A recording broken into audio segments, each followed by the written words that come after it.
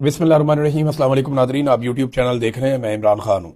Nadreen, Adiala jail में इमरान खान साहब की बहनें मुलाकात करने के लिए गईं। एक मरतबा फिर मुलाकात नहीं करवाई गई। जैसा कि मैंने आपको बताया कि फील्ड मार्शल आसिम मुनीर नहीं चाहते कि इमरान खान साहब की उनकी फैमिली के साथ मुलाकात हो, उनके लिए प्रॉब्लम हो जाती है, और वो मुलाकातें उन्होंने रोक दी हैं। और अब मुलाकातें इमरान खान साहब की मुकम्मल तौर पर बंद हैं। ना वकला से मुलाकातें हो रही हैं, ना फैमिली से। इमरान खान साहब के वकील भी गए थे मुलाकात करने के लिए, लेकिन उनकी भी मुलाकातें नहीं हुई। अलीमा खानम ने कहा कि क्या कौम को समझ आ गई है कि इमरान खान जेल में क्यों है। वो एक मुहिब वतन लीडर है, उसका अल्लाह पर ईमान मजबूत है। वो 2.5 साल से जेल में है। उसने कौम से वादा किया कि कोई डील करके नहीं निकलेगा, और वो वादा निभा रहा है। पाकिस्तानी कौम के लिए जरूरी है कि वो अपने लिए खड़ी हो, क्योंकि इमरान खान उनके लिए जेल में बैठा है। जो सबसे इंपॉर्टेंट और बड़ी खबर जिसके ऊपर बहुत ज्यादा डिस्कशन हो रही है, पूरे पाकिस्तान में रोला पड़ा हुआ है, वो इमरान खान साहब का आर्मी चीफ को लिखा गया खत है। मुख्तलिफ लोग इसके ऊपर मुख्तलिफ तज्जिए कर रहे हैं। कुछ लोगों का यह कहना है कि आर्मी चीफ के पास क्यों चले गए, और उन्हीं के खिलाफ तो जिद्दोजहद है। और अब मामला यह है कि पाकिस्तान में जो कुछ भी किया है, इमरान खान साहब ने खुलकर बता दिया कि यह एस्टेब्लिशमेंट ने किया है, मिलिट्री एस्टेब्लिशमेंट ने किया है। और इमरान खान साहब ने बताया कि आपकी पॉलिसीज का पाकिस्तान को नुकसान हो रहा है। ना सिर्फ पाकिस्तान को नुकसान हो रहा है, बल्कि फौज और अवाम के अंदर एक खलीज पैदा हो रही है जो नहीं होनी चाहिए। देखिए, पाकिस्तान के अंदर इश्यूज कम तो नहीं है ना। जो सिविल साइड के इश्यूज हैं, वहां पे मईशत है, उसको ठीक होना है, और ये लिंक्ड है आपके दहशतगर्दी के मामलात के साथ। तो दहशतगर्दी को ठीक करने के लिए आपकी सिक्योरिटी फोर्सेस को तगड़ा होना पड़ेगा। और अगर सिक्योरिटी फोर्सेस को दहशतगर्दी के खिलाफ लड़ाई लड़नी है या अमन व अमान के लिए काम करना है, तो उन्हें अवाम की मुकम्मल तायीद और सपोर्ट चाहिए होगी। अब अवाम की मुकम्मल तायीद और सपोर्ट उनके साथ है नहीं, और वहां मुखालफत बढ़ती जा रही है। मुखालफत बढ़ने की वजह जो है, इमरान खान साहब ने 6 वजूहात बता दी कि जनाब ये जो चीजें आप कर रहे हैं और आपकी वजह से हो रही हैं, इन चीजों को आप ठीक कर दें। अब इसको कुछ लोग डील का नाम दे रहे हैं। मैं इसको और सिंप्लीफाई करूं तो इमरान खान ये कह रहे हैं कि फौज अपने आईनी किरदार के अंदर वापस जाए बतौर इदारा, और सियासत के अंदर मुदाखलत बंद करे। ये जो पॉलिटिकल इंजीनियरिंग हो रही है, इसको बंद किया जाए। पॉलिटिकल विक्टिमाइजेशन जो है उसको बंद किया जाए। इंसानी हकूक की पामालियां रोकी जाए, और जो अदलिया के साथ किया जा रहा है बाकी जगहों पे, ये खेल बंद किया जाए। अब इमरान खान एक इदारे को उसकी आईनी हुदूद याद दिलाते हुए उसे मशवरा दे रहे हैं कि अपनी आईनी हुदूद में चले जाओ, और इससे मामला ना सिर्फ इदारे के लिए ठीक हो जाएंगे बल्कि पाकिस्तान के लिए भी ठीक हो जाएंगे। अब इसको डील कैसे कह सकते हैं आप? भाई, डील तो ये होती है कि सर तुसी जो करना है तुसी करो, ते मेरे उत्ते मेहरबानी करो, मेरे पे रहम करो। जैसा कि नवाज शरीफ डील करके गए। नवाज शरीफ साहब जो है वो इस वक्त एक इस्तारा है डील का। यानी पाकिस्तान में जब भी कोई डील की बात करता है तो वो कहते हैं क्या इमरान खान नवाज शरीफ की तरह डील कर लेगा? तो वर्ड नवाज शरीफ की तरह आ जाता है बीच में, या आसिफ अली जरदारी या नवाज शरीफ।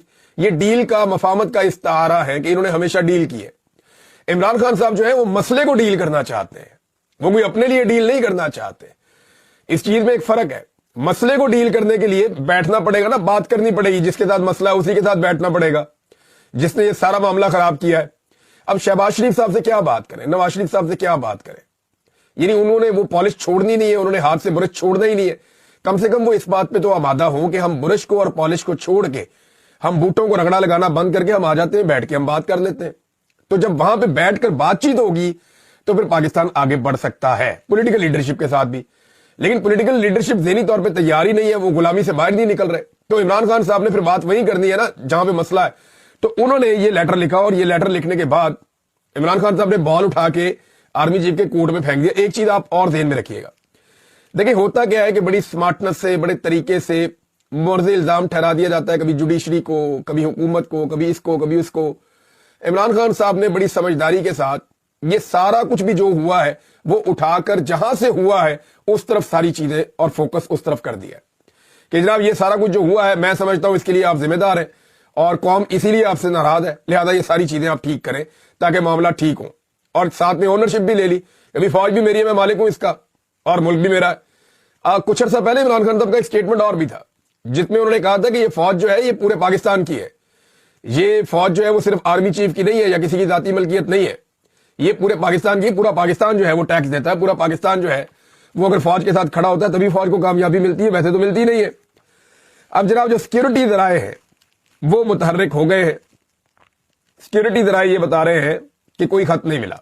और ये बात मीडिया पर छुपवाई जा रही है, चलवाई जा रही है। कुछ मीडिया हाउसेज जो है वो अपनी मर्जी से भी चला रहे हैं। कुछ आपको पता है कि जो गवर्नमेंट है वो बेचारी डरी हुई है कि कहीं खत आ गया, खत का जवाब ना आ जाए, कोई और चीज ना आ जाए। जवाब आए या ना आए, लोगों को यह पता चल गया है जो सवालात इमरान खान साहब ने उठाने थे वो सवालात इमरान खान साहब ने उठा दिए। जो फैक्ट्स उन्होंने सामने लेकर आने थे इमरान खान साहब वो फैक्ट सामने लेकर आ गए हैं। ये छोटी चीज नहीं हुई, याद रखिएगा।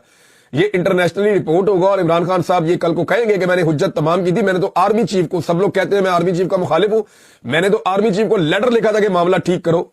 अब उन्होंने नहीं किया तो इसमें मेरा कसूर क्या है? इमरान खान साहब के हवाले से जितनी बड़ी खबर आई है, एक खबर ये आई कि इमरान खान साहब को एक मरतबा फिर पेशकश की गई है कि आप डील कर लें, खामोशी इख्तियार करें, पाकिस्तान से बाहर चले जाएं अपना इलाज करवाने के लिए, आपको तिब्बी बुनियादों के ऊपर पाकिस्तान से बाहर भिजवा देते हैं। लगातार इन चीजों का दावा हो रहा है कि इमरान खान साहब को एंगेज करने की कोशिश की गई और यह कहा गया कि जनाब आप बाहर चले जाएं पाकिस्तान से। ये एस्टेब्लिशमेंट की ख्वाहिश है, नवाज शरीफ की भी ख्वाहिश है। देखिए, इमरान खान साहब को तोड़ने में तो ये मुकम्मल तौर पे नाकाम रहे हैं, ना उनकी मकबूलियत को ये डैमेज कर पाए। अब अगर कोई रेमेडी मिल सकती है या अगर नवाज शरीफ को या आसिम मुनीर को कोई फेस सेविंग मिल सकती है तो वो यही हो सकती है कि जैसे नवाज शरीफ पाकिस्तान से इलाज करवाने के बहाने पाकिस्तान से बाहर इंग्लैंड चले गए थे, वैसे ही इमरान खान साहब भी इलाज करवाने के बहाने पाकिस्तान से बाहर किसी और मुल्क में चले जाएं। इमरान खान साहब इस बात में नहीं मानते और मुबैना तौर पे उन्होंने एक मरतबा फिर यही कहा कि एब्सोल्युटली नॉट, कि भाई मैं नहीं मानता, मैंने कोई डील नहीं करनी और मुझे कोई डील आपसे नहीं चाहिए। तो ये बार बार डील जाती क्यों है इमरान खान के पास? कभी अमेरिका से बंदे बुला के इमरान खान के पास भेजते हैं, कभी कहीं और से बंदे बुला के इमरान खान के पास भेजते हैं, कभी उसको बराह रास्त डील देते हैं, कभी गिरफ्तारी से पहले उसको डील ऑफर करते हैं, कभी गिरफ्तारी के बाद उसको डील ऑफर करते हैं। और अब हाल ही में एक नई डील का भी इंकशाफ हो रहा है और ये 2-3 सोर्सेज ने यह दावा किया कि इमरान खान साहब को फिर डील दी गई और उन्होंने कहा जी मैं नहीं करता, उन्होंने इनकार कर दिया। वो कहते हैं मैंने नवाज शरीफ नहीं बनना। देखिए, नवाज शरीफ की जान कैसे छूटती है। नवाज शरीफ के ऊपर जो सबसे बड़ा इल्जाम लगा ना वो ये है कि नवाज शरीफ अपने प्लेटलेट्स गिरा के बीमारी का बहाना बनाकर पाकिस्तान से बाहर भाग गए और फिर जब वो पाकिस्तान वापस आए तो वो तब तक अपनी डील मुकम्मल कर चुके थे। तो वो 4 हफ्ते का कहकर गए थे और 4 साल गुजार कर नवाज शरीफ साहब पाकिस्तान वापस आए और 50 रुपए के स्टाम्प पेपर के ऊपर पाकिस्तान से वो बाहर गए थे।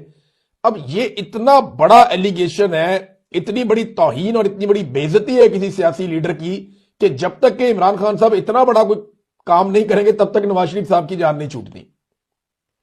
तो अब उन्हें लगता है कि हम बार बार ऑफर करें तो शायद किसी जगह पे जाके इमरान खान साहब मान जाएं। अगर इस खबर को देखें तो फिर तो यही वो ख्वाहिश है उनकी कि कुछ ना कुछ करके इमरान खान साहब को इस पे मना लें। इमरान खान साहब के 2 केसेस जिनके अंदर वो जेल के अंदर बंद है, उन दोनों केसेस की अपीलें आज इस्लामाबाद हाई कोर्ट में लगने जा रही हैं। ये बहुत इंपॉर्टेंट है। बड़े लंबे अरसे से, यानी साल से ज़्यादा हो गया, इमरान खान साहब और उनके वकला कोशिश कर रहे हैं कि इमरान खान साहब के केसेस इस्लामाबाद हाई कोर्ट में लगें। इमरान खान साहब के वकील सलमान सफदर साहब कई मरतबा ये कह चुके हैं कि ये केसेस बिल्कुल ठहरने के काबिल ही नहीं है और अगर सुप्रीम कोर्ट या हाई कोर्ट में किसी भी जगह पे ये केसेस जाते हैं तो ये उड़ जाएंगे। इमरान खान साहब इन केसेस में रिहाई पा लेंगे। अब ये दोनों केसेस लग गए हैं और एक ही दिन लग गए हैं। और इससे पहले मैं आपको ये बताऊं कि 2 दिन पहले इमरान खान साहब की 9 केसेस में ज़मानतें मंजूर हुई हैं। 7 या 8 केसेस थे गालिबन, एक बुशरा बीबी का भी था। तो इमरान खान साहब के एक और अदालत से जो लोअर कोर्ट है वहाँ पे 9 मुख्तलिफ केसेस के अंदर या 8 मुख्तलिफ केसेस के अंदर ज़मानतें मंजूर हुई हैं, जिसमें 9 मई का भी था, उसके अंदर केस था आज़ादी मार्च वाला भी, उसके अंदर दीगर कुछ और केसेस थे। तो डिफरेंट टाइम के हवाले से इमरान खान साहब के और जाली रसीदें बनाने का एक केस था। तो ये सारे केसेस में इमरान खान साहब की और बुशरा बीबी की पहले ज़मानतें हो चुकी हैं। अब इमरान खान साहब और बुशरा बीबी के 2 केसेस, जिनमें एक केस, ये अलग अलग अदालतें हैं, एक केस सुबह 9 बजे अभी लगा हुआ है जस्टिस खादम हुसैन सोमरू साहब के सामने, तोशा खाना वाले केस की अपील, और इसी केस में इमरान खान साहब गिरफ्तार हैं। और दूसरा केस जिसमें वो गिरफ्तार हैं या कैद काट रहे हैं वो अलकादर केस की अपील है।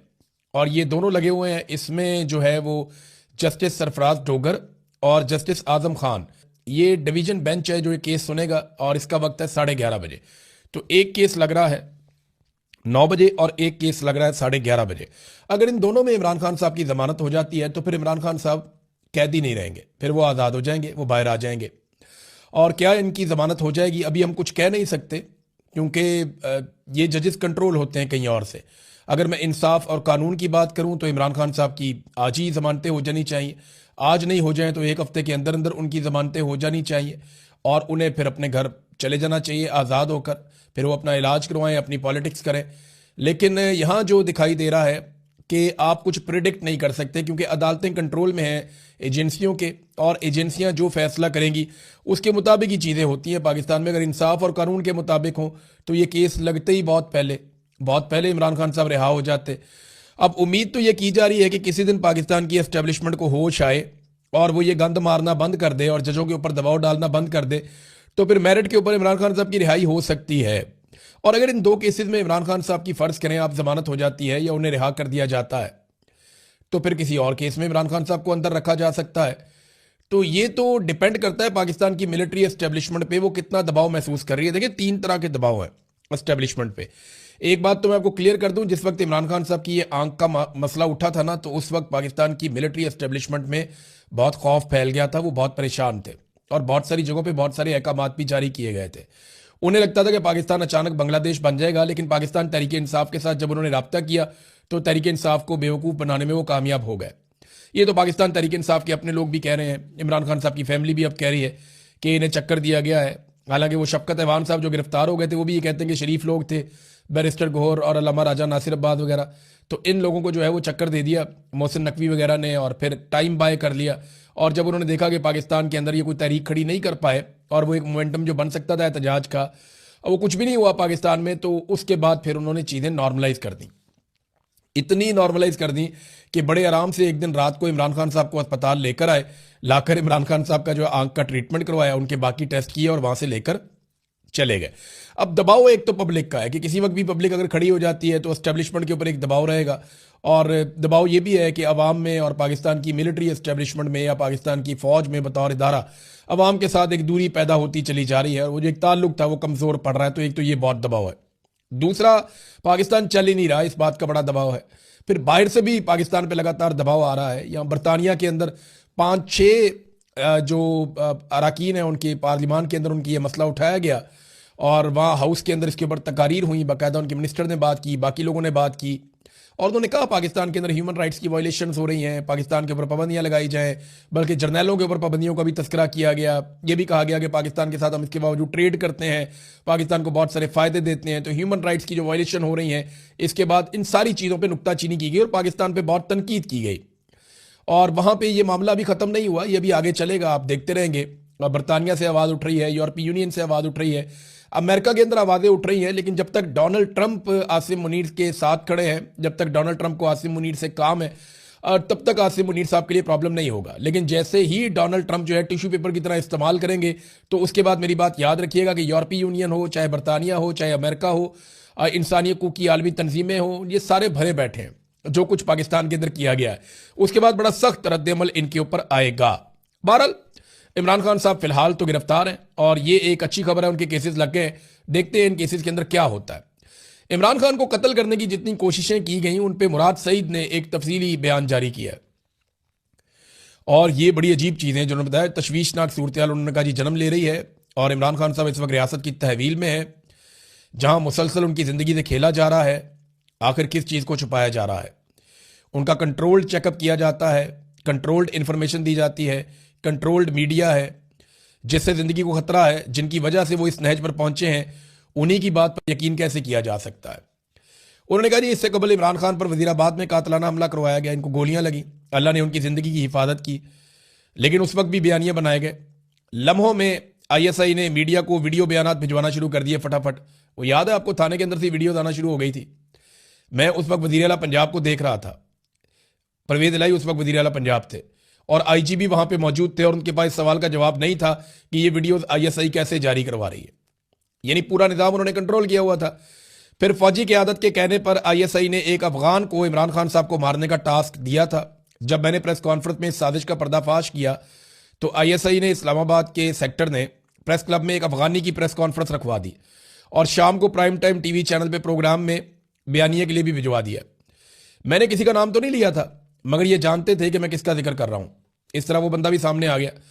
फिर स्वाबी में हेलीकॉप्टर गिराने का प्लान भी एक्सपोज हो गया, जिसके लिए डबल एजेंट हायर किया गया था, जो बाद में मारा गया। उसके बाद हेलीकॉप्टर में गलत फ्यूल भरवा दिया गया इमरान खान साहब के, ताकि हेलीकॉप्टर गिर जाए और इमरान खान साहब उस वाक़े में मारे जाएं, और रिपोर्ट आज तक उसकी सामने नहीं आ सकी। 18 मार्च को डेथ ट्रैप बिछाया गया इमरान खान को मारने के लिए। जब वो भी नाकाम हो गया तो पुलिस अफसर को गालियां दी गई कि इमरान खान कैसे बचकर निकल गया। उसके अलावा कई कोशिशें और की गई हैं। 3 साल इमरान खान साहब जेल में हैं और मुसलसल उनकी सेहत के साथ मजाक किया जा रहा है। अस्करी खबरें चलवाने वाला मीडिया ये क्यों भूल जाता है कि आप पाकिस्तान के सबसे अजीम बेटे इमरान खान की जिंदगी से खेलने में हिस्सादार बन रहे हैं। फिर उन्होंने कहा जी कि हाँ, इमरान खान साहब ने जेल में आसिम ला और ज़ैनी मरीज का जिक्र किया, तो आसिम मुनीर ने सबके सामने कहा कि आसिम ला है तो है। अच्छा, ये बात वैसे और भी सर्कल से मैंने सुनी है। अब बताता हूं आसिम ला और ज़ैनी मरीज क्या होता है। इसी गुस्से में डी चौक में खून रेजी की गई और इकबाल जुर्म करते हुए यह भी कहा गया कि संगजानी से आगे मत बढ़ो, क्या उखाड़ लिया, सिर्फ हमसे लोग ही मरवाए ना,